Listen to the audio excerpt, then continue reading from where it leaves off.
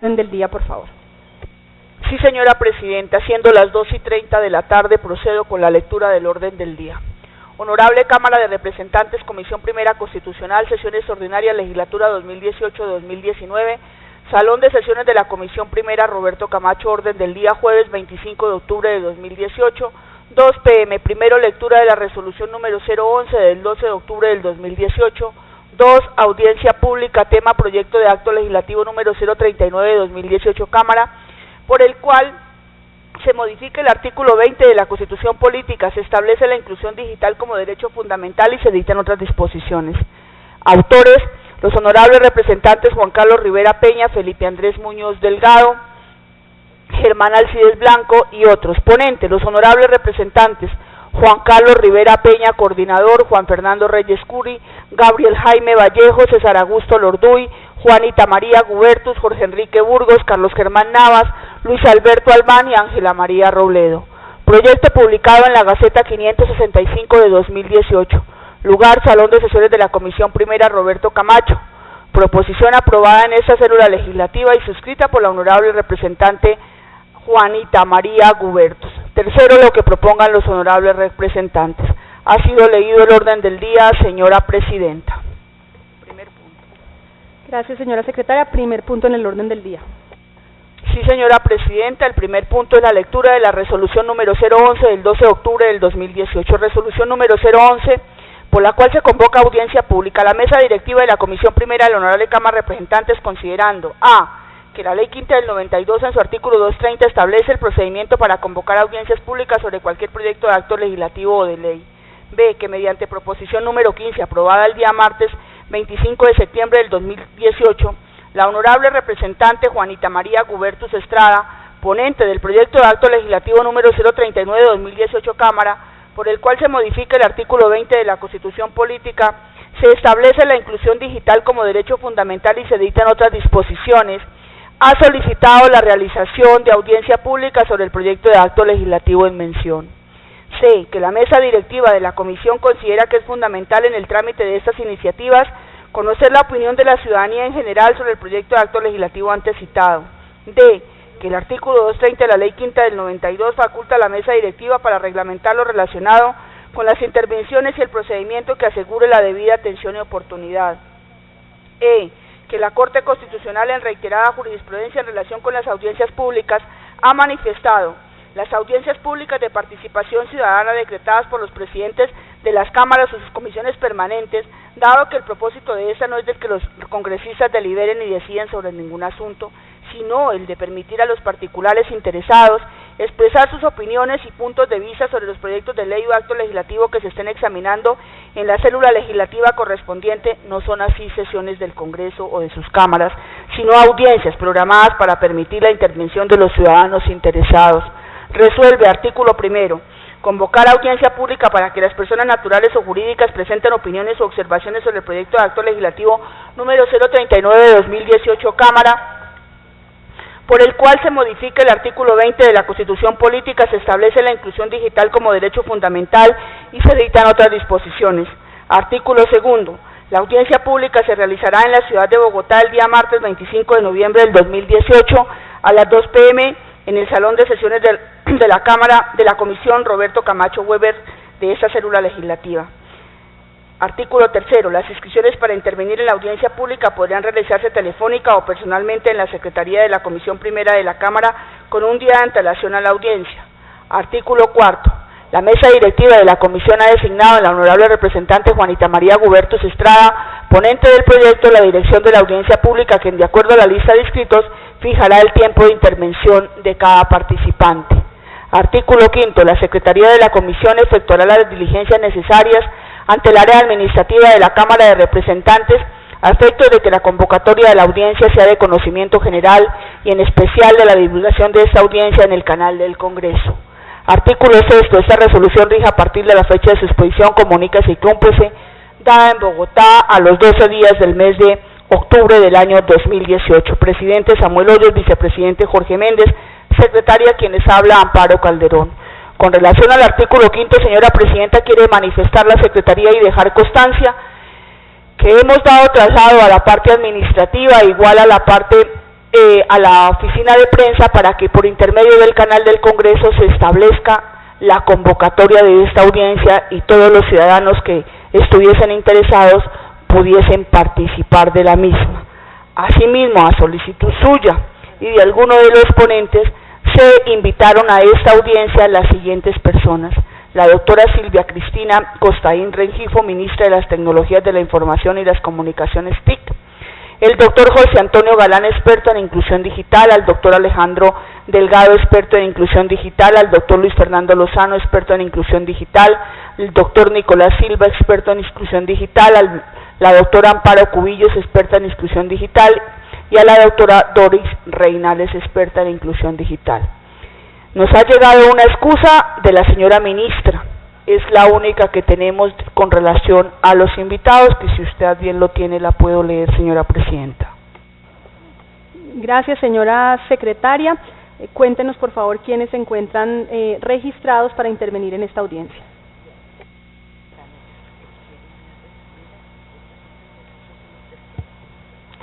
Señora presidenta, de acuerdo al libro de escritos que también lo establece el reglamento, están presentes, se han inscrito 6 personas, pero se encuentran presentes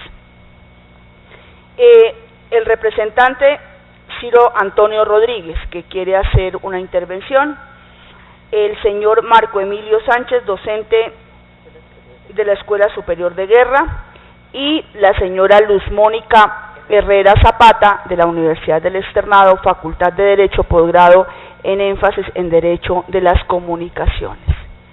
Bienvenida, doctora. Esos son los inscritos que están presentes, señora presidenta. Gracias, señora secretaria, y muchísimas gracias a ustedes por participar en esta audiencia. Gracias al representante César Lorduy, que participa constantemente siempre de estas audiencias. Y además es ponente. Si el representante Ciro lo tiene a bien, podemos darle primero la palabra a los invitados para luego darle la palabra también, por supuesto, a usted y al representante Lorduy. Yo creo que tenemos suficiente tiempo. Si les parece, 10 minutos para cada uno es suficiente. Le damos entonces la palabra en primer lugar a la doctora Luz Mónica Herrera, de la Facultad del Externado. Muy buenos días, muy buenas tardes a todas y a todos. Muchísimas gracias por esta invitación. Gracias, doctor Ciro.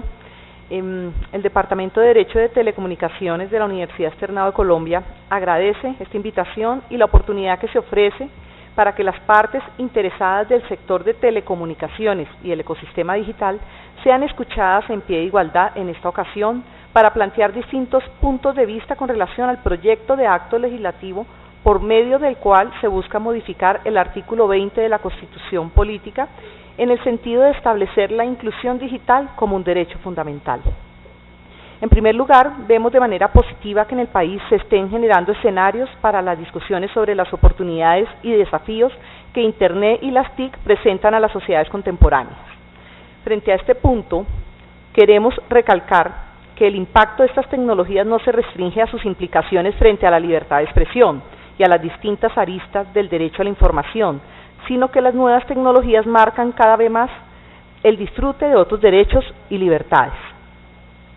Por ejemplo, reflexionemos un momento sobre cómo el ejercicio de los siguientes derechos y libertades fundamentales está estrechamente relacionado con Internet y las TIC, o en cómo en muchos casos estas han modificado profundamente su contenido, como la libertad de expresión y el derecho a la información mencionados anteriormente, el habeas data, la libertad de asociación, la intimidad y el buen nombre, el libre desarrollo de la personalidad, la libertad de cultos, la salud, las libertades de enseñanza, aprendizaje y cátedra, e incluso el derecho de petición. En el mismo sentido, vemos cómo participar en la sociedad de la información y en la sociedad del conocimiento también impacta diferentes derechos económicos, sociales y culturales, como los derechos al trabajo, a la formación profesional y técnica, a la educación, al acceso a la cultura y al conocimiento, a la protección de la actividad periodística y al pluralismo informativo, lo cual nos conduce a otro ámbito esencial en el que impactan las tecnologías de la información y las comunicaciones, como es la participación ciudadana, el fortalecimiento de la democracia, el desarrollo de mejores políticas públicas y el fortalecimiento de las relaciones de los ciudadanos con el Estado, a través de políticas como las de gobierno digital. con lo cual también debemos resaltar la creciente importancia que en términos económicos han cobrado las nuevas tecnologías, como el comercio electrónico, las criptomonedas, la banca virtual y móvil, y los negocios basados en plataformas electrónicas, como ejemplos claros de esta trascendencia. En resumen, las TIC, y particularmente Internet, se han convertido en facilitadores y escenarios de relaciones e interacciones humanas, desde aquellas basadas en el comercio, los negocios y los trámites con los estados, hasta otras asentadas en las relaciones sociales, el entretenimiento y el acceso a la cultura. Es innegable entonces que las tecnologías cada vez más hacen parte de nuestras vidas y prácticamente todos los ámbitos de interacción humana. Con esto como premisa, el relator especial de la promoción y protección del derecho a la libertad de opinión y expresión de Naciones Unidas, Fran LaRue, en un conocido informe de mayo del 2011 señaló lo siguiente, abro comillas: dado que Internet se ha convertido en una herramienta indispensable para ejercer diversos derechos humanos, luchar contra la desigualdad y acelerar el desarrollo y el progreso humanos, la meta del acceso universal a Internet ha de ser una prioridad para todos los estados, cierro comillas. En consecuencia, es claro que desde el ámbito internacional se llama a la acción al sector público, ya que sin perjuicio de otras maneras de alcanzar dicha meta, el involucramiento del Estado a los más altos niveles es trascendental. Por lo tanto, la consagración del derecho fundamental a la inclusión digital, de manera que los habitantes del territorio nacional puedan acceder de manera progresiva y universal a las nuevas tecnologías, puede considerarse como un primer avance para reconocer los profundos cambios que implica la era digital y como un primer paso del Estado colombiano para adaptarse a ellos, además de que implicaría que este tema no sería más una política de gobierno, sino una política de Estado. De otro lado, su categorización como derecho fundamental estaría acorde al ordenamiento colombiano, en tanto que enmarca en los denominados nuevos derechos, entendidos estos como categorías que permiten flexibilizar los catálogos de derechos fundamentales a la par del devenir histórico, más allá de las 3 generaciones ya consolidadas. No obstante, en este punto, nos permitimos sugerir que se evalúe de manera profunda en qué título de nuestra Constitución debería ubicarse este derecho, teniendo en cuenta que de lo que se decía en estos términos se derivan consecuencias en cuanto a la garantía y exigibilidad. Por supuesto, el alcance de este derecho fundamental deberá determinarse en los términos que indique la ley estatutaria correspondiente. Ahora bien, como aspectos clave para la inclusión digital, el informe, abro comillas, la libertad de expresión en Internet de la Relatora Especial para la Libertad de Expresión de la Comisión Interamericana de Derechos Humanos, doctora Catalina Botero Mariño, señala que el acceso efectivo, particularmente a Internet, puede lograrse a través de medidas positivas de inclusión o de cierre de la brecha digital, esfuerzos para desarrollar planes para asegurar que la infraestructura y los servicios tiendan a garantizar progresivamente el acceso universal, así como medidas para prohibir el bloqueo o la limitación del acceso a Internet o parte de esta, cierro comillas. Frente a la primera de aquellas, los estados deben procurar por generar infraestructura de acceso universal en aspectos como banda ancha móvil y fija, impulso de redes comunitarias, incentivos al despliegue de redes por particulares, conexiones en bibliotecas y museos, como ejemplo. Ciertamente esto debe llevarse a cabo con la participación y la vinculación del sector privado en sus distintos intereses, de las distintas entidades del sector público, del orden nacional y territorial, también de las organizaciones de la sociedad civil y las comunidades y de la academia desde los distintos campos del conocimiento. Y por otra parte, la inclusión no solo implica conectarse o acceder a las tecnologías, sino también la creación de capacidades, el desarrollo de habilidades digitales, alfabetización digital, las políticas de apropiación que permitan atar Internet y las TIC a procesos educativos y productivos, y la orientación para un uso responsable y seguro de las mismas. De otra parte, aprovechamos este escenario para plantear una recomendación especial, y esta es que ante el choque de los mundos análogos y digital, y frente a las profundas modificaciones que las nuevas tecnologías presentan al derecho y a la regulación, el legislador y el gobierno nacional deben procurar tener de presente las particularidades propias de las nuevas tecnologías, puesto que éstas transforman las relaciones, los derechos y las obligaciones, así como la forma de protegerlos y garantizarlos. Así que en vista de que las normas y la regulación tradicionales han demostrado no ser totalmente eficaces en el universo digital, las nuevas propuestas están llamadas a ser discutidas y evaluadas. No sobra decir que el ciberespacio no es un escenario anárquico. Recordemos que la protección de los derechos online y offline requieren del compromiso firme de los estados. Por último, y a modo de conclusión, según lo expuesto, la inclusión digital se relaciona con la dignidad humana y con derechos de distintas tipologías y también marca diferencias en la forma en que las personas producimos, nos relacionamos, estudiamos, nos entretenemos, realizamos transacciones y aprendemos. Por lo tanto, hablar de inclusión digital no es nada más que hablar de inclusión social. Muchísimas gracias a todos. Muchísimas gracias, doctora Herrera. Tiene el uso de la palabra el doctor Marco Emilio Sánchez de la Escuela Superior de Guerra. Les recordamos que es de vital importancia que nos dejen los textos de sus ponencias de tal forma que podamos hacérselos llegar a todos los miembros de la comisión, tanto de manera digital, en la forma en la cual además se recogen todas las intervenciones orales en esta audiencia también. Muy buenas tardes, muchas gracias por la invitación que se nos ha realizado. Muchas gracias, doctor Ciro. Debo hacer una aclaración. El día de hoy me presento, soy docente de la Escuela Superior de Guerra, de la Maestría en Ciberseguridad y Ciberdefensa Nacional, pero al mismo tiempo este es un ejercicio académico que hemos desarrollado en un grupo de investigación de la Universidad Católica de Colombia. Precisamente en ese ejercicio hemos encontrado hace unos años el derecho a la inclusión digital como uno de los elementos jurídicos que deben ser desarrollados. Y es ahí donde precisamente en el marco de la tramitación del proyecto por medio del cual se modifica el artículo 20 de la Constitución política y se establece la inclusión digital como un derecho fundamental, pues debo hacer las siguientes consideraciones. El derecho a la inclusión digital es un derecho que no puede entenderse sino a partir del reconocimiento y entendimiento de tres elementos fundamentadores. El primero de ellos, las actuaciones en el ciberespacio. El segundo de ello, el derecho a la utilización de tecnologías de la información y las comunicaciones, y el tercero de ellos, la ciberseguridad como un instrumento de garantía del ejercicio de los derechos de los ciudadanos en el ciberespacio. En ese orden me permitiré hacer una exposición rápida de cada uno de los elementos. El primero de ellos tiene que ver cómo entender las actuaciones que se realizan para el ejercicio de derechos en el ciberespacio. El ciberespacio es, y se le da el nombre a un espacio artificial creado por sistemas de información, de telecomunicaciones que utilizan las TIC, que utilizan redes de ordenadores. Debe dejarse claro para efectos de ese proyecto que el ciberespacio es más que Internet, más que los mismos sistemas y equipos, que el hardware y el software, e incluso que los propios usuarios. Es un nuevo espacio con sus propias leyes físicas que, a diferencia de las demás, ha sido creada por el hombre a su servicio. En otras palabras, el ciberespacio es la dimensión generada durante el tiempo de interconexión e interoperabilidad de redes, sistemas, equipos y personal relacionado con los sistemas informáticos, cualquiera sea estos, y las telecomunicaciones que los vinculan. Aquellos elementos tradicionales del Estado, territorio, soberanía, población, gobierno, en el siglo XXI deben ser reinterpretados.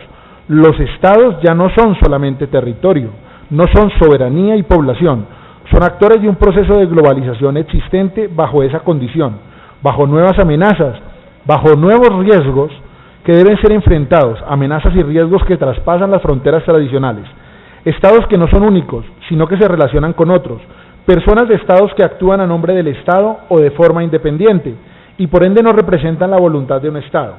Sin embargo, sus actos pueden generar consecuencias en el entorno internacional. El nuevo escenario plantea conceptos de necesario desarrollo para el propio ejercicio de los derechos. Actuar en ese nuevo escenario denominado el ciberespacio requiere de elementos fundamentales de desarrollo constitucional y legal. Verbigracia el derecho a la identidad digital, entre otras cosas, derecho que debería también ser regulado.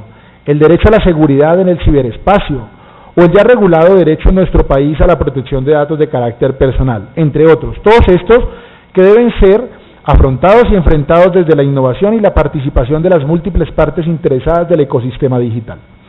La célebre Carta de Derechos Humanos del Ciberespacio, planteada ya hace bastantes años por el profesor Robert Hellman, que incorpora elementos y derechos tan esenciales como puede ser el derecho a la privacidad en el ciberespacio, como el derecho a que nadie puede ser sometido al envío masivo de correos electrónicos no solicitados, o denominado hoy en día spam, el derecho a que se le apliquen las normas en el ciberespacio con las mismas garantías de las que se aplican en el ámbito tradicional, el derecho a no ser sometido a vigilancia arbitraria de sus opiniones realizadas en línea, el derecho a la libertad de pensamiento, conciencia y expresión, el derecho a un nivel básico de acceso a la información a través de instituciones públicas y proveedores de servicios, el derecho a elegir una tecnología de privacidad, el derecho a elegir un proveedor de servicios que el ciudadano prefiera, el derecho a no ser privado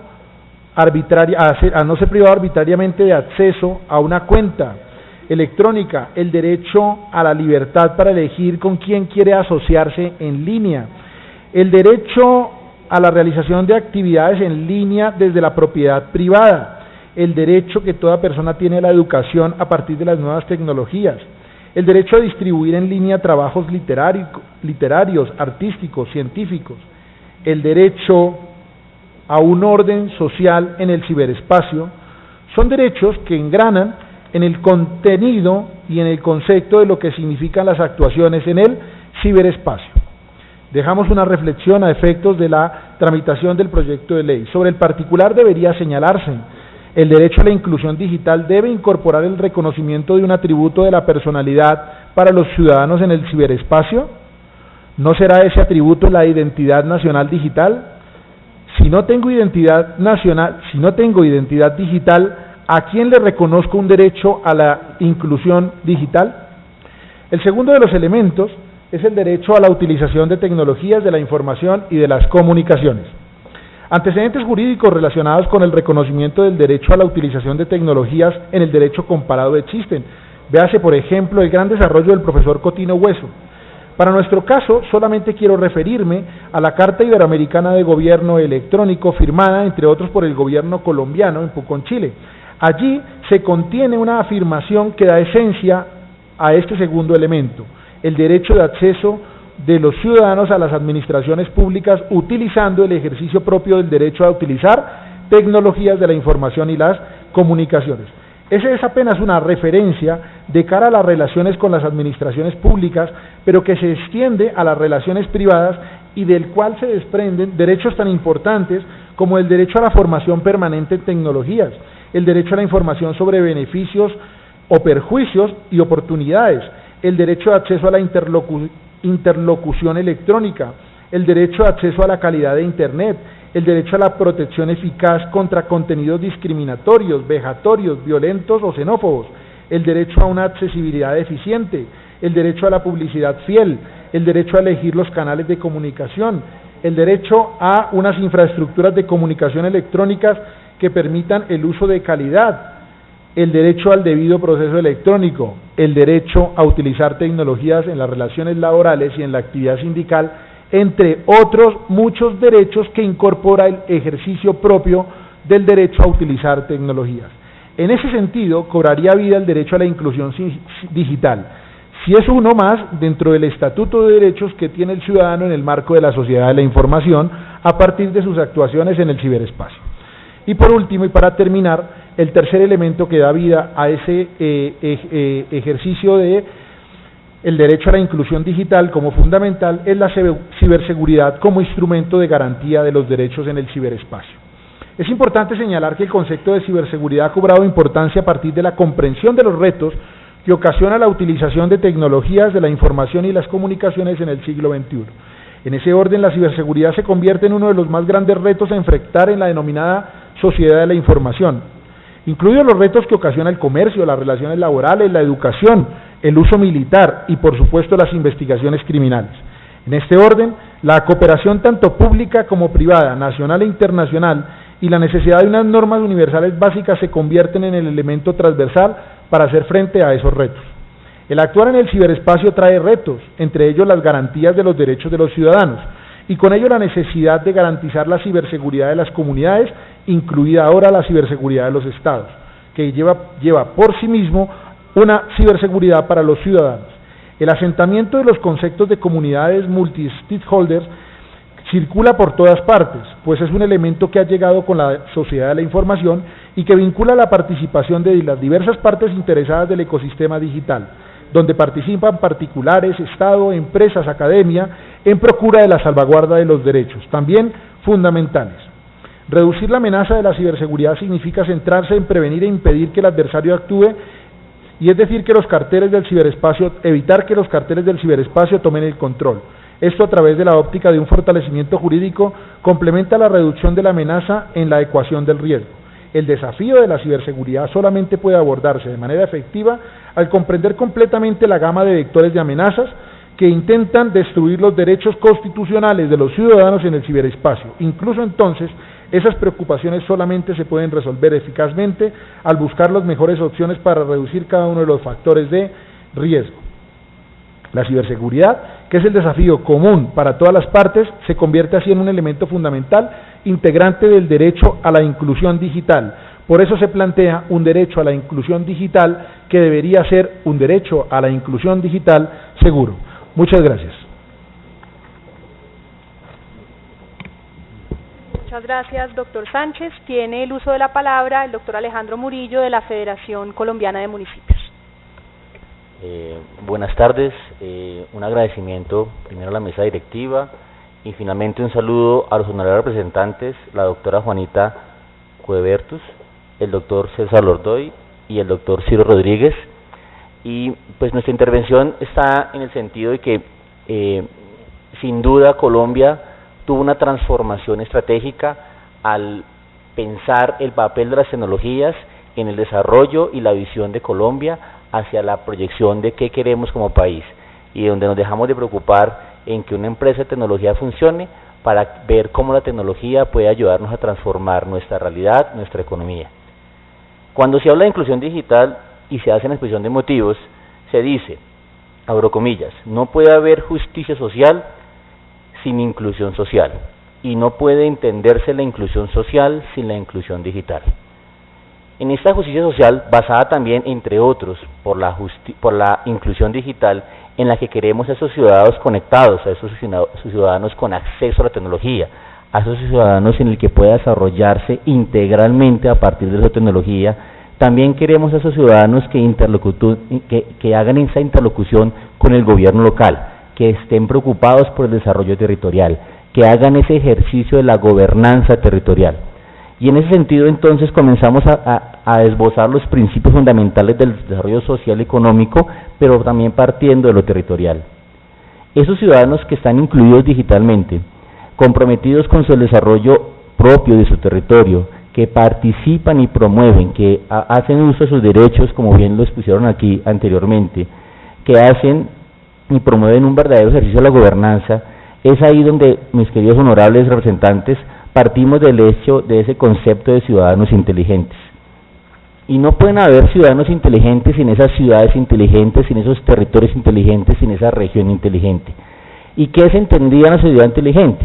Como aquella que es capaz de satisfacer las necesidades y dar una mejor calidad de vida a sus ciudadanos. ¿Para qué? Para ese desarrollo integral de la persona. Esos ciudadanos inteligentes es donde nosotros concebimos el desarrollo de lo territorial, y es donde incluimos nosotros el concepto de hasta dónde hay una inclusión digital territorial. Porque queremos que haya más territorios inteligentes, porque hayan más ciudades inteligentes, incluyentes social y digitalmente. Concebimos entonces ahí la tecnología como un factor de equidad, de igualdad, de transformación, de transparencia y eficiencia territorial. Como colombianos hemos visto que en el marco del Congreso de la República se ha desarrollado un marco de política pública en temas de tecnología, un marco que en la exposición de motivos ha sido amplio y suficiente y que garantiza a nuestros conciudadanos la transparencia y la eficacia de los datos y la tecnología para garantizar sus derechos. Pero también entonces se discrimina la digitalización o la inclusión digital de lo territorial. Hemos hablado de la inclusión digital de los colombianos como un hecho fundamental, como un derecho fundamental, para el buen desarrollo integral y social del individuo a partir del acceso a las tecnologías, y que ese individuo y ciudadano informado pueda interactuar y haga uso del derecho a la relación con su administración. Y en nuestra Constitución y en la propuesta de ley dice: el Estado garantizará el derecho a la inclusión digital de todos los habitantes del territorio nacional. Para tal efecto, el Gobierno Nacional establecerá una política pública progresiva de inclusión digital universal con metas anuales a su plan de desarrollo. Entonces queremos ciudadanos conectados, queremos ciudadanos con la tecnología, que la tecnología nos permita esa accesibilidad, esa inclusión. Queremos ciudadanos inteligentes, interactivos, actores fundamentales del desarrollo individual. pero también entonces del desarrollo de sus comunidades y del territorio. Pero nos hemos preguntado cuál es la inclusión digital de los municipios, cuál es el desarrollo tecnológico que hoy en día hay en la administración local. Nos hemos preguntado acaso cómo hace un mandatario local para ejercer sus múltiples obligaciones, qué tanta tecnología usa para el ejercicio de su mandato legal y constitucional, y cómo logra más eficiente y eficaz ese ejercicio de gobierno. Nos hemos preguntado cómo hacen nuestros burgomaestres para hacer el presupuesto participativo, para hacer esos gobiernos incluyentes, esa gobernanza incluyente, sobre todo con las limitaciones de presupuesto y en términos de acceso a tecnología, más aún con las innumerables obligaciones de las leyes, decretos y acuerdos que entre muchos se imponen a nuestros alcaldes locales. Es inadmisible entonces pensar en la inclusión digital sin pensar también en cómo hacemos para la inclusión digital de la administración local, que es el verdadero ejercicio de transformar la gobernanza territorial. Y es ahí donde creemos que la tecnología y el verdadero ejercicio de la equidad en el acceso a ella se debe hacer realidad, y en esta equidad y para nuestra administración pública el factor transformador de la realidad en el territorio. Según es conocido que la Federación Colombiana de Municipios ha asumido este reto hace varios años y ha tratado de generar ese fomento de la transformación tecnológica y de la inclusión digital de los colombianos. Es tal esta convicción que tenemos que nos hemos dado en la tarea de no solo participar en política pública, no solo en participar en discurso acerca de qué es una ciudad inteligente, ni en la propaganda populista o mercaderista de algunos actores en el país. Hemos tratado de generar un ecosistema digital, de promover la industria de la tecnología y modelos económicos tecnológicos al servicio de la administración local municipal. ¿Que permita qué? Promover, incentivar e incluir en el uso de tecnología en los territorios colombianos como un factor clave para el desarrollo de los municipios. Tarea que, por más decirlo, es titánica y desgastante, sobre todo por la falta de apoyo de una política pública que promueva y incentive la industria, el emprendimiento, la innovación y el desarrollo tecnológico de los municipios. Bajo esta perspectiva, la Federación Colombiana de Municipios entiende lo trascendental y las preocupaciones de nuestros mandatarios locales. Por tal motivo, ha generado un modelo de transformación digital, el cual cuenta con la capacidad propia y directa de la tecnología para proceder con esa transformación de los territorios y garantizar una inclusión social. Este esfuerzo realizado por la Federación lo ha hecho sin la participación del gobierno nacional. Sin embargo, la Federación sí ha aplicado todas las políticas y lineamientos que MINTIC y en general el gobierno nacional ha delineado en materia de desarrollo tecnológico a nivel nacional, y tratar de transformar una política pública nacional en una política pública territorial. El diseño de políticas públicas en materia de tecnología no ha reconocido la existencia de los territorios ni sus ciudadanos como un sujeto de derecho, ni menos ha considerado las realidades y el contexto de la vida territorial, y así lo hicimos saber a la OCDE en las entrevistas y mesas de trabajo previas a la vinculación de nuestra nación a esta importante organización. Que si bien es cierto la política pública en materia de términos de tecnología y en materia digital no tiene reproches en su sustento y en su fundamento técnico, sí tenemos reparos en su proyección y cómo hacer la realidad en el contexto territorial. No todo el país cuenta con las ventajas competitivas, con el acceso a tecnología que cuenta nuestra hermosa capital o las ciudades tan innovadoras como Medellín y Cali, solo por nombrar algunas. Hoy la nación ni siquiera ha considerado el presupuesto de conectividad de los municipios, dejando en cabeza de los alcaldes la responsabilidad de la cobertura de Internet en sus territorios, en la zona urbana y en la zona rural. Y entonces la pregunta es, ¿qué prioridad le deben dar nuestros alcaldes en sus presupuestos? ¿De dónde los territorios del país van a poder obtener presupuesto para cubrir las necesidades digitales básicas cuando los presupuestos y las transferencias de los municipios cada vez se ven reducidas? Durante los gobiernos anteriores, las iniciativas de desarrollo territorial se han limitado a realizar algunas pruebas piloto con poco presupuesto, y desafortunadamente la visión de algunos funcionarios públicos que a partir de que es poquito presupuesto, lo dividen en múltiples actores y múltiples pruebas, lo que hacen un poco irrisorio los intentos de fomentar la industria del desarrollo de proyectos productivos que usen tecnología en el país. No se trata de darle el espaldarazo a la tecnología. Nadie mejor que nosotros entiende la importancia y la relevancia de la tecnología aplicada a la transparencia. Pero al corto plazo, lo que vamos a tener son 1.101 alcaldes entutelados y enredados por sus contrincantes políticos, por sus detractores, por no poder cumplir con la garantía de un derecho fundamental en la inclusión digital, que ya no existe una política digital de transformación del territorio. Esta política entonces de inclusión digital debe garantizar en primera medida a nivel nacional y local que se promueva la industria de tecnología digital, pero en Colombia solemos confundir la generación de industria con la promoción de negocios del sector, de un sector del cual se ha considerado el desarrollo de soluciones digitales.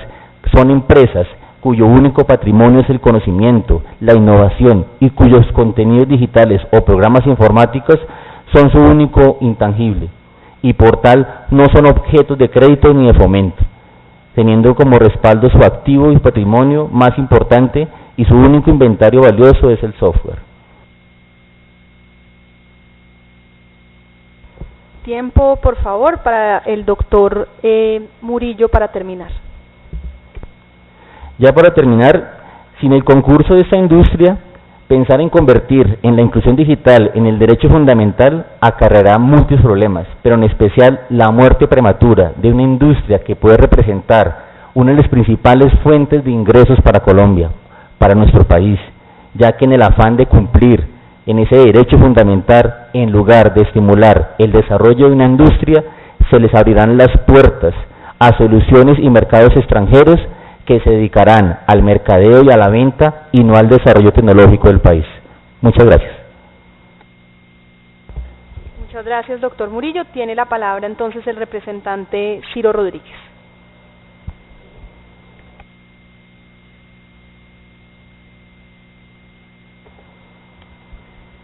Muy buenas tardes, señora presidenta, saludarla a usted y agradecer esta importante iniciativa de la comisión primera y de los ponentes. Saludar al representante Lorduy, al representante Buenaventura, que estaba también por acá, hacerle la participación de la doctora Luz Mónica, doctor Marcos, y del doctor en el especial interés de empezar a discutir en nuestro país sobre la importancia de estas transformaciones digitales en nuestra sociedad. Inclusive yo creo que esto nos sirve a nosotros para sacar un poco esa agenda enredada de nuestro país de la guerra y la paz, que estamos totalmente enredados y nos hemos olvidado de la gente, para convertirnos en una discusión política continua y permanente solo en un tema en nuestro país. Yo creo que si nosotros logramos avanzar en este importante sector de la inclusión digital, mirándolo como ese empoderamiento a las personas a través de las tecnologías de la información y las comunicaciones, logramos nosotros avanzar principalmente en el desarrollo humano.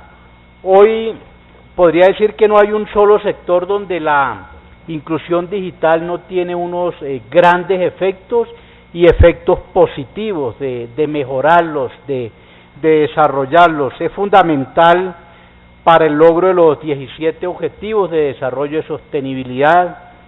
La digitalización está impulsando la transformación de la economía, de la producción, del consumo, de la salud, de la educación, de la innovación a través de Internet de las cosas, la inteligencia artificial, los servicios en la nube. Nos ponen a nosotros a pensar, inclusive hoy decimos que es la cuarta revolución a nivel mundial. Por eso la gran importancia que tiene en una sociedad la inclusión digital, como lo dijera tanto la doctora Luz Mónica como Marco, que es un mecanismo de protección y de desarrollo de otros derechos, de lograr cristalizar otros derechos, principalmente los derechos de educación, de salud, de libre expresión. Es un elemento de materialización de la democracia. Hoy nosotros no podemos pensar en acceder al poder si no es a través de tener unas fortalezas en materia de digitalización. Hoy casi que la pelea por el poder se realiza realmente quienes tienen algunas ventajas en materia de digitalización. Como tampoco podemos nosotros pensar que se va a hacer un buen gobierno si no se tiene realmente una debida adopción de estas tecnologías de la información y las comunicaciones. Es un elemento que es transversal en todos los sectores de la economía, es un motor de la innovación, pero principalmente es un mecanismo para lograr alcanzar la igualdad material. Hoy, a través de la inclusión digital, si nosotros logramos romper esa gran brecha digital, estamos nosotros generando unas condiciones de mayor igualdad, o por el contrario, si no hacemos unos avances importantes en materia de inclusión digital, estamos generando una sociedad con mayores desigualdades. Por eso es la importancia de nosotros sacar adelante esta acción por parte del Estado. Y esta inclusión digital no es un derecho fundamental tecnológico o solo de Internet. Esto, por eso lo miramos nosotros en un contexto más general, y decimos que esta inclusión digital es una forma de inserción social en cualquier sociedad, permite generar igualdad de oportunidades, garantiza derechos y libertades políticas y mejora la calidad de los ciudadanos. Y este impulso que debemos darle nosotros es por la gran brecha o por el índice de desarrollo que tenemos en nuestro país. Nosotros, comparado con 176 países, estamos en una medición de 1 a 10, cerca a 5, estamos cerca al 50%, o sea que nos hace falta llegar a ese otro 50% con acceso, con apropiación y con uso de estas tecnologías, precisamente llegar a esas regiones, llegar a esos municipios alejados, que solo con una acción del Estado es que podemos llegar allá. Allá no llega el mercado, allá no va a llegar el mercado a esas regiones apartadas, sino es una responsabilidad que tiene el Estado dentro de esa política de servicio público que nuestra Constitución lo tiene marcado, y es en esa construcción del Estado social de derecho. Por eso, por su importancia, por el nivel de desarrollo que nosotros tenemos, la inclusión digital reclama una acción del Estado para que los ciudadanos puedan acceder a estas tecnologías, no una política de gobierno. Aquí necesitamos todo el Estado, todo el poder en conjunto, para que el ciudadano, como usted lo dijera, quien necesita este derecho para generarle una mejor dignidad de vida, si el gobierno no accede y si el legislativo no genera esas políticas públicas, pueda a través del sistema judicial reclamar ese derecho fundamental.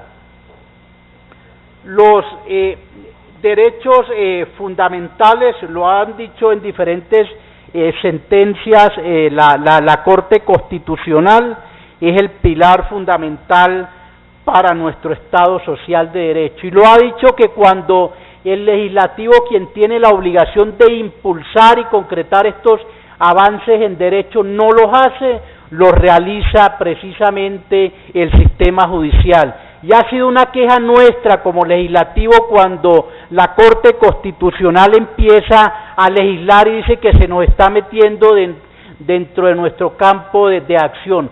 Pero eso lo hace la Corte Constitucional porque nosotros generamos precisamente esos espacios de falta de actuación, de estar actualizando estos importantes derechos para nuestra sociedad.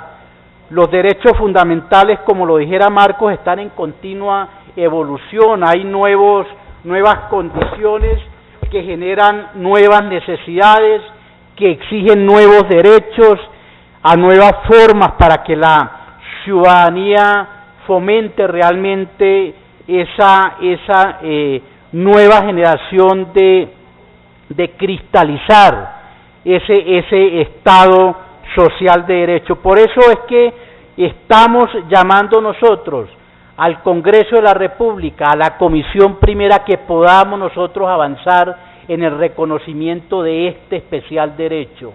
Para el temor que puedan tener todo el gobierno, tanto nacional, departamental o municipal, que esto se preste para que se le llene de tutelas imposibles de cumplir, la Corte Constitucional en diferentes pronunciamientos ha dicho, y especialmente en la sentencia T760 del 2018, que los derechos fundamentales de carácter prestacional, lo que les exige precisamente a estas administraciones, tanto nacionales, departamentales y municipales, es que tengan una política pública, dentro de sus gobiernos, clara, con objetivos cumplibles, que sea medible y que se pueda realmente generar ese avance en nuestra sociedad. Además de que hemos visto que hay gobiernos muy interesados en generar esta inclusión digital. Hoy el gobierno nacional ha dicho que su gran objetivo es conectar a todos los colombianos y conectarlos bien, pero esta política no solo debe ser de un gobierno, sino merece continuidad y debe tener continuidad, y por eso es la importancia de llevarla a nuestra Constitución para que sea una política de Estado. Muchas gracias, señora presidenta. Muchísimas gracias, representante Ciro Rodríguez. Representante César Lorduy, ¿quisiera hacer algunas preguntas o comentarios? Sí, gracias, presidente. Yo quisiera que la profesora de la Universidad Externado me ayudara con algunos interrogantes, más producto de mi ignorancia que de su exposición. Entonces, sin embargo, usted en su exposición planteó alguna duda acerca de la ubicación de este derecho dentro de la Constitución y decía que dependiendo del título en donde se colocara, me gustaría conocer, es decir, por qué ese interrogante, y si tienen una sugerencia de respuesta también me gustarían las dos cosas. Esa es la primera pregunta. Representante Lorduy, ¿hacemos una ronda de varias preguntas y recogemos todas y ustedes responden, o usted prefiere uno a uno de cada una de las preguntas? No, presidenta, yo nada más tengo esa pregunta. Ah, perfecto. Añado entonces un par en un sentido similar. El representante Ciro Rodríguez de alguna manera lo tocaba ahora, pero quizás desde un punto de vista jurídico, doctora Luz Mónica, usted nos pueda aclarar un poco más.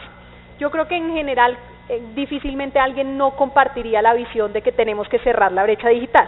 La pregunta es, ¿de qué sirve contemplar la inclusión digital como derecho fundamental? O sea, las implicaciones jurídicas, yo soy abogada desde un punto de vista constitucional, ¿eso qué implica? Entonces, en ese sentido, mis preguntas son, uno, ¿implicaría entonces que por vía de tutela el gobierno no podría establecer un plan de focalización o de priorización que responda a unas lógicas, por ejemplo, de cierre de la brecha urbano-rural, sino que tiene que ir a donde se active la tutela, y que entonces la manera de proveer y de satisfacer la garantía de inclusión es por donde se vayan activando tutelas?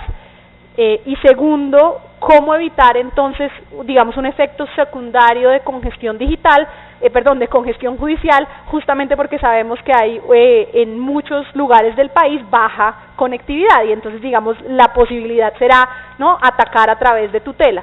Entonces yo oí muchas de las exposiciones en términos de progresividad, de política pública, pero quisiera entender la conexión entre eso y una política pública racional pensada en términos de cómo el Estado logra llegar a todo el territorio focalizando esfuerzos para cerrar esa brecha digital.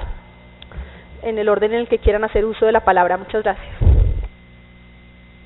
Doctora, adelante. Sí, es para todos. Entonces, gracias.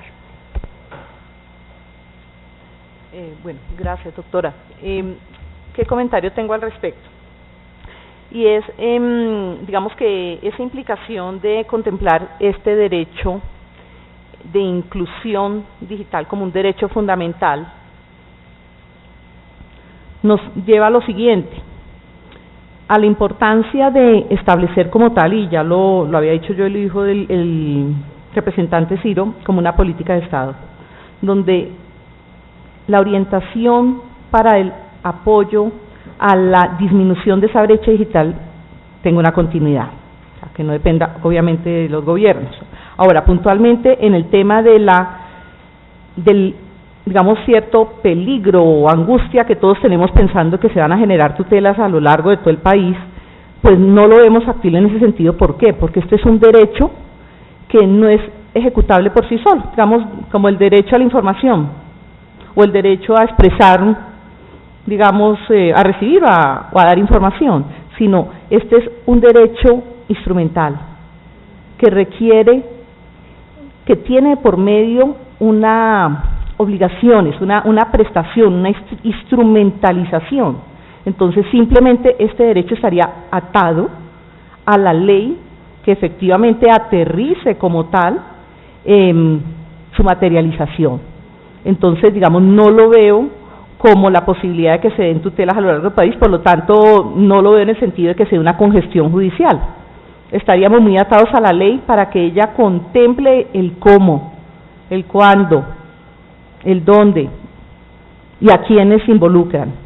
Obviamente a partir del gobierno y seguramente y en nuestro esquema de gestión en el que estamos aquí en Colombia, hablo concretamente en el caso de las telecomunicaciones, a todos aquellos actores del sector, como podrían ser los proveedores de redes y servicios de telecomunicaciones, que tienen unas obligaciones que nos llevan de alguna manera a materializar todas estas, digamos, toda esta política para que efectivamente le llegue al ciudadano y pensemos en general a los habitantes de Colombia la solución. Esto en un marco de un ecosistema digital, pensemos bajo la infraestructura, la prestación de los servicios, aplicaciones y contenidos y como tal el usuario. Nombro este ecosistema digital porque sin duda cada una de estas, digamos, ejes del ecosistema están relacionados entre sí y permiten que finalmente con una relación armónica todos pues vayan a contar con esta, digamos, estén dentro de esa sociedad de la información y del conocimiento. Ahora, en esto hay que tener presente varios aspectos. Lo relaciono totalmente con la universalidad. En esto hay que tener presente también un eje de la distancia geográfica, por otra parte de la pobreza. Entre más distancia geográfica y más pobreza, se aleja la solución, se aleja la inclusión, eso tengámoslo claro, más en este mercado en competencia. Entonces, es tener presente que el mercado en un momento dado puede llegar a solucionar cosas que permitan de alguna forma la inclusión digital, pero lo que también hay que tener mucha conciencia es que necesitamos no un mercado que me lo solucione en 10 años, sino una política de Estado que me lo solucione ya o al menos al corto plazo. Gracias. No, pero perdón, Presidenta, pero...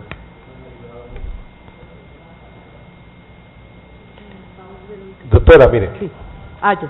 a ver si logramos... Sí. Para mí es supremamente importante su respuesta.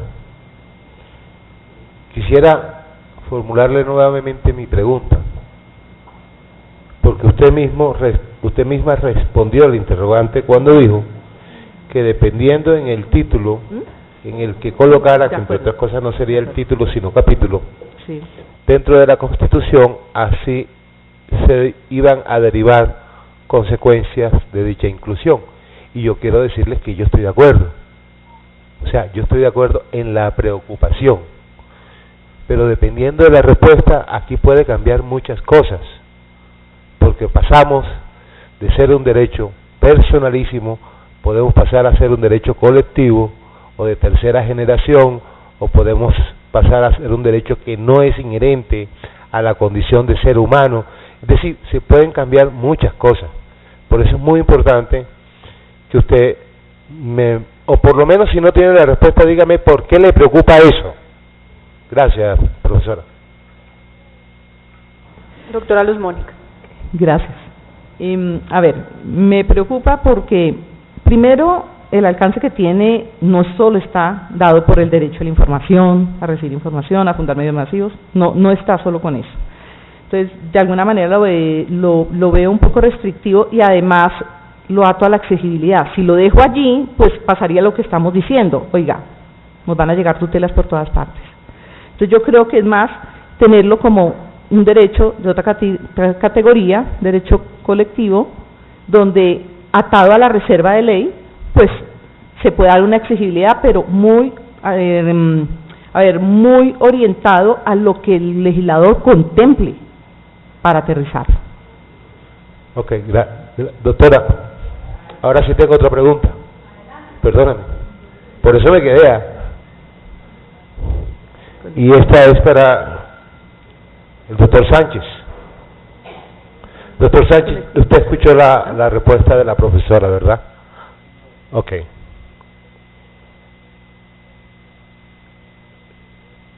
Son muy pocos, yo creo que prácticamente el análisis nos reduce considerablemente el número de derechos fundamentales autónomos.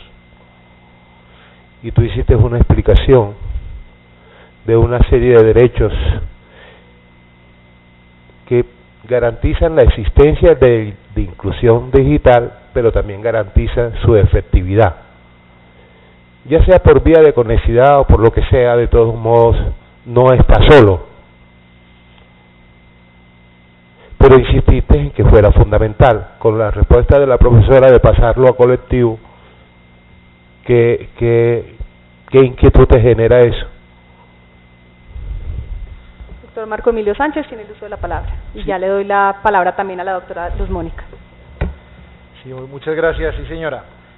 A ver, debemos partir, por lo menos nosotros nos lo hemos preguntado allí en el ámbito, en el ejercicio propio de la investigación, que el problema no va a ser la tutela, porque de por sí ya hay tutelas que reconocen el derecho fundamental, por ejemplo, al debido proceso electrónico, que es un derecho que debería ser parte dentro del marco de la inclusión digital si lo vemos desde el punto de vista instrumental.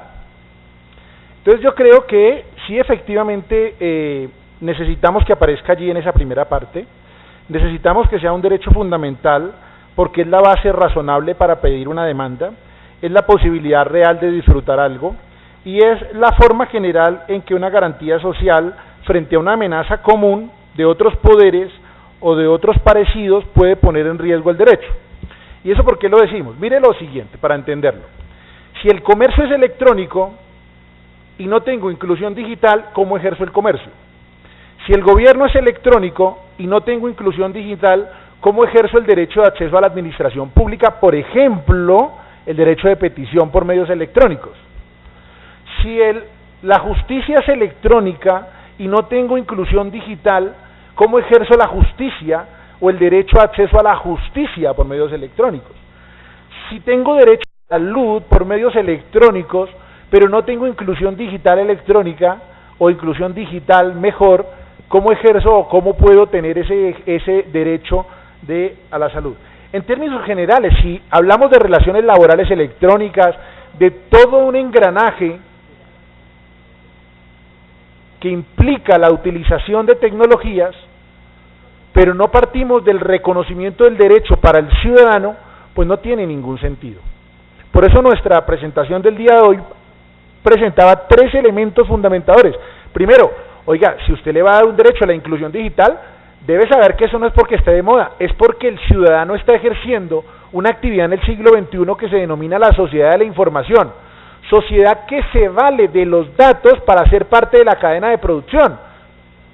Porque ustedes, todos los que están en esta sala, tienen tarjeta de puntos del café, del supermercado o del avión, para que les regalen un café a final de año después de que tienen 250.000 puntos o una exprimidora de naranjas? No, necesitan saber qué es lo que usted se consume para enviar a producirle eso que usted se consume, y eso pone en riesgo los derechos de los ciudadanos.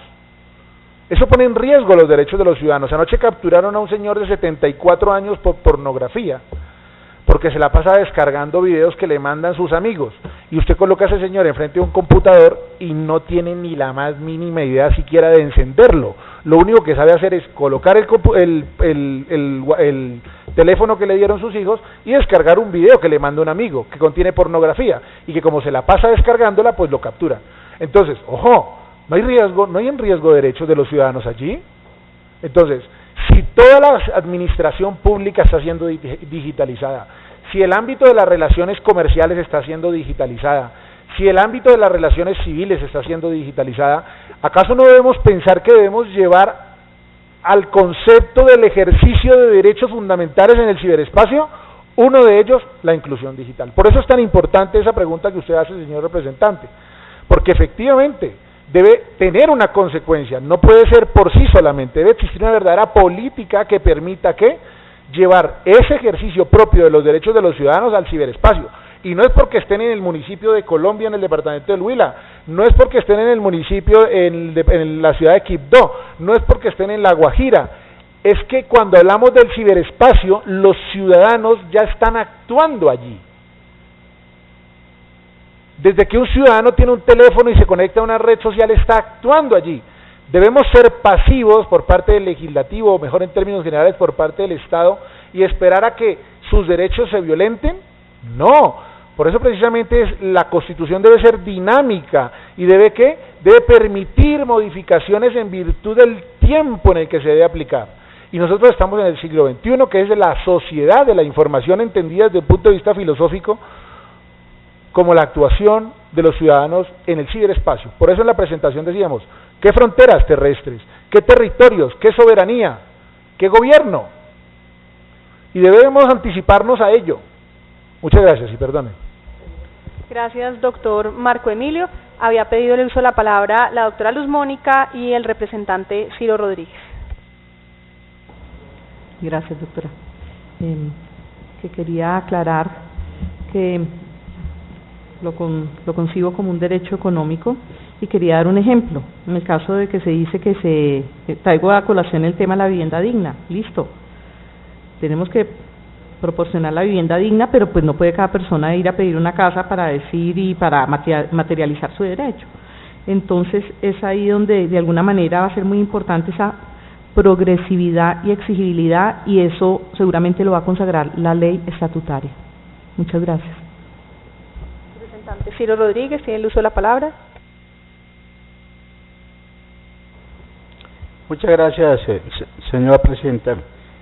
Con respecto a las dos preguntas, yo pues quiero insistir en los pronunciamientos de la Corte con respecto a los derechos de carácter prestacional y en varias sentencias, entre eso la sentencia T760 del 08, lo que ha dicho con respecto al carácter prestacional, para quitar precisamente ese temor de las tutelas o de no tener cómo responder, lo dice de esta manera, dice: para la jurisprudencia constitucional, cuando el goce efectivo de un derecho constitucional fundamental depende del desarrollo progresivo, lo mínimo que debe hacer la autoridad responsable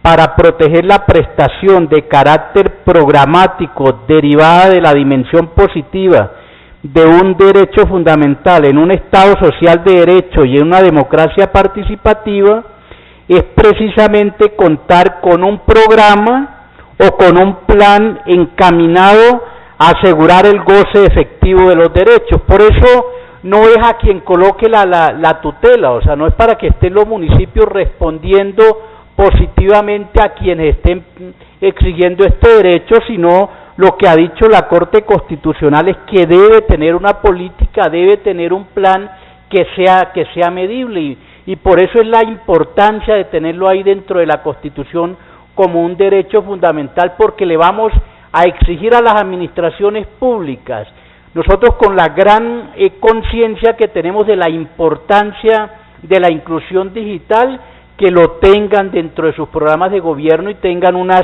metas y unos objetivos claros durante sus administraciones. Ha sido también una discusión continua dónde ubicar este derecho, si es un derecho de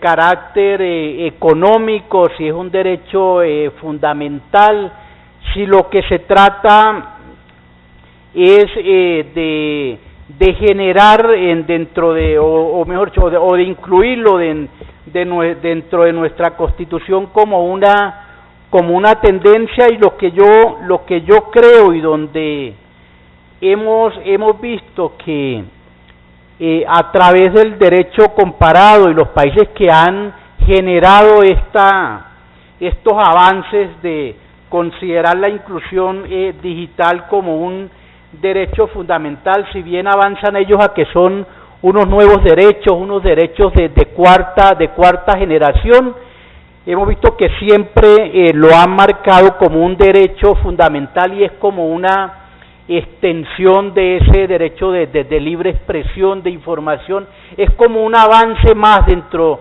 del artículo 20 de la Constitución. Por eso creemos nosotros que es ahí donde marca, y ahí es donde se le da precisamente ese poder al ciudadano de poder exigir esa política pública a los gobiernos tanto nacionales, departamentales y municipales. Representante Lorduy, ¿tiene el uso de la palabra? Bueno, el objetivo de la audiencia es que yo tuviera más dudas de las que tenía hace 2 horas. Sí, hasta ahora. Y obviamente hay argumentos de un lado para otro, pero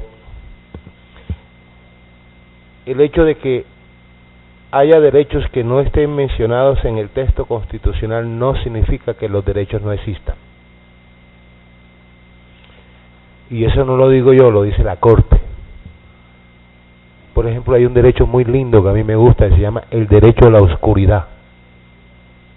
¿Serio?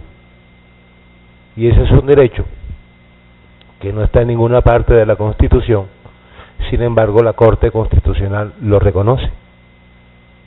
Y lo reconoce desde el punto de vista negativo, porque hay derechos que aparecen en la Constitución desde el punto de vista positivo, pero también hay derechos que no aparecen allí, que son reconocibles desde el punto de vista negativo. El derecho a la oscuridad es un derecho negativo, entendiéndose como la ausencia de luminosidad. Entonces, yo creo que tenemos un trabajo muy grande, doctor Ciro, y yo creo que usted también tiene más dudas hoy que yo, porque si bien plantea lo que es que pueda estar en el 20, no descarta lo demás. Si es un derecho de cuarta generación, no debería estar en el 20, por lo menos atendiéndose a la división estructural de la Constitución en cuanto a derechos, debería estar más allá de los derechos colectivos, que son los de tercera generación. Por lo menos eso pienso yo.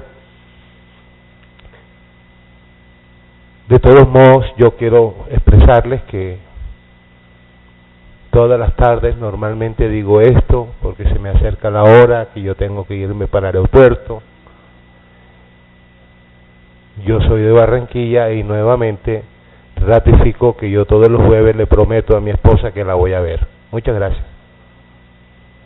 Muchas gracias, representante Lorduy. Si alguno de los intervinientes quiere hacer uso de la palabra por última vez. Perfecto. Adelante, doctor Alejandro Murillo. Más que interesante resulta el análisis de los derechos y de los privilegios que tienen nuestros ciudadanos, y más que nosotros también coincidimos con que esos derechos son fundamentales, pero también hay que considerar que en esa política pública, en esa política de Estado, deben considerarse de qué manera vamos a garantizar ese derecho. Pueden que sean graduales y progresivos, pueden que lo hagamos paulatino y que el legislador permita un cumplimiento progresivo, pero también debemos garantizar cómo nuestros municipios, que si bien es cierto no hay una frontera territorial en el Estado, si es ante el Estado, ante el territorio, quien se exige ese derecho, así nuestro uso sea del ciberespacio.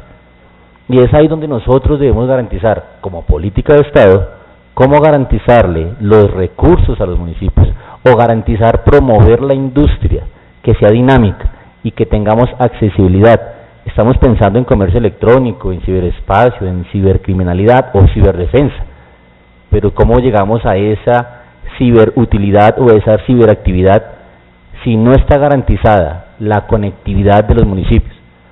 Ahí se me hablaba que los operadores tenían obligación a nivel nacional de la comunicación, incluso con discusiones con el ministerio, pero la realidad del territorio es que a veces ni la señal entra, ni conectividad 3G, ni LTE, que para efectos de desarrollo tecnológico hace más de 15 años ya pasamos por ahí. Entonces parte del ejercicio es que los esfuerzos de los alcaldes están en términos de tener esos gobiernos digitales. ¿Cómo realmente le ayudamos a generar esos gobiernos digitales? El Ministerio de Tecnologías es más que expedito para generar una política de transformación digital, pero queda la política escrita en el papel. Miremos la realidad del territorio, miremos la realidad de cómo se hace tangible y visible esa inclusión digital del territorio. Queremos a ciudadanos conectados, utilizando ese derecho, pero los municipios ¿cómo hacen para gestionar? ¿Cómo hacen para hacer esa administración pública digital? Entonces, mi llamado y mi reflexión es que coincidimos que en la transformación y en el uso de los derechos de nuestros ciudadanos, soy ingeniero, no abogado, de tercera, cuarta generación, están más que llamados a transformar nuestra realidad como país, a llevar esas fronteras de la transformación de nuestro territorio. Pero también debemos decir cómo vamos a hacer para que en los municipios se haga realidad eso, que no quede solamente en un decreto, en una política, que se vea y se pueda materializar tangiblemente en los municipios. Muchas gracias. Presidenta. Tiene la palabra el doctor Loiduy brevemente y cierra el representante Ciro Rodríguez. Se va complicando la cosa. Me gusta tu intervención y rescato de ella algo que de alguna manera u otra demostraría que este derecho no es personalísimo. Y tan no es personalísimo que, por ejemplo, tú reclamas que las entidades territoriales pudieran tener derecho a ese derecho. Lo cual, y mirando tu intervención, obviamente las empresas también tendrían que tener derecho a eso, las personas jurídicas, como tal. Entonces volvemos otra vez a la inquietud que planteaba la profesora, y es, si es así y no es un derecho personalísimo, individual, entonces su ubicación no necesariamente es en el 20. O sea, simplemente es una inquietud, representante. Gracias, representante Loiduy. Tiene el uso de la palabra el representante Rodríguez para terminar esta audiencia. Sí, lo que ha dicho la Corte Constitucional, como usted mismo lo dijo, si ni siquiera para uno exigir un derecho necesita estar positivamente dentro de la Constitución, mucho menos va a exigir una ubicación. A mí me parece que eso es una discusión formal que hay que darla, y la daremos yo creo que ya en el debate propio del acto legislativo. Pero yo quisiera de todas maneras señalar que hoy la conectividad o los servicios públicos de telecomunicaciones, entre ellos el Internet, que es una base o herramienta fundamental para lograr la inclusión digital, es un servicio público, y los servicios públicos, nuestra Constitución lo señala realmente en el artículo 365 de nuestra Constitución, lo define claramente, y una de las exigencias que tiene es precisamente que estén en todo el territorio nacional y que beneficien a toda la población del territorio nacional. Por eso, en materia de telecomunicaciones, y la doctora Mónica, que es especialista en los temas de acceso universal una de las características importantes es precisamente el servicio y el acceso universal de las telecomunicaciones. Y para eso nuestra legislación ya tiene un desarrollo legal y se genera precisamente una contribución. La forma que lo hace el Estado colombiano es que los operadores de telecomunicaciones generan una contribución hacia un fondo que se llama el Fondo de Tecnología de la Información y las Comunicaciones, y el objetivo de este fondo es precisamente generar ese acceso y ese servicio universal. Por lo tanto, esa, diría uno, casi que preocupación de los municipios no existe tal. Hay una política nacional que le genera precisamente esas grandes posibilidades de llegar a ese acceso y servicio universal. ¿Qué es lo que pasa? ¿Qué es lo que pasa en un servicio de esta, diría uno, casi que de esta magnitud en nuestras sociedades? Que no tenemos cómo llegar realmente a ese servicio universal. Si no hay una voluntad general del Estado, no hay cómo llegar a este servicio universal, y se presta como lo tenemos en nuestro país a medias. O sea, no llegamos realmente a todas partes, a pesar de que lo tenemos constitucionalmente ya como una obligación, y nosotros lo que queremos es generar una herramienta más para hacer posible este servicio y este acceso universal en nuestro país. Gracias, presidente. Muchísimas gracias, representante Rodríguez. Gracias a todos los asistentes a esta audiencia pública que sin duda nutre el proceso legislativo de una manera fundamental. Señora secretaria, sírvase cerrar esta audiencia pública. Sí, señora presidenta, siendo las 3:50 de la tarde, se da por terminada la audiencia y se les recuerda a los intervinientes que sus ponencias serán publicadas en la Gaceta del Congreso y en la página web de la Comisión. Doctora, con mucho gusto. ¿Ustedes se habían almorzado? ¿Ninguna de las dos?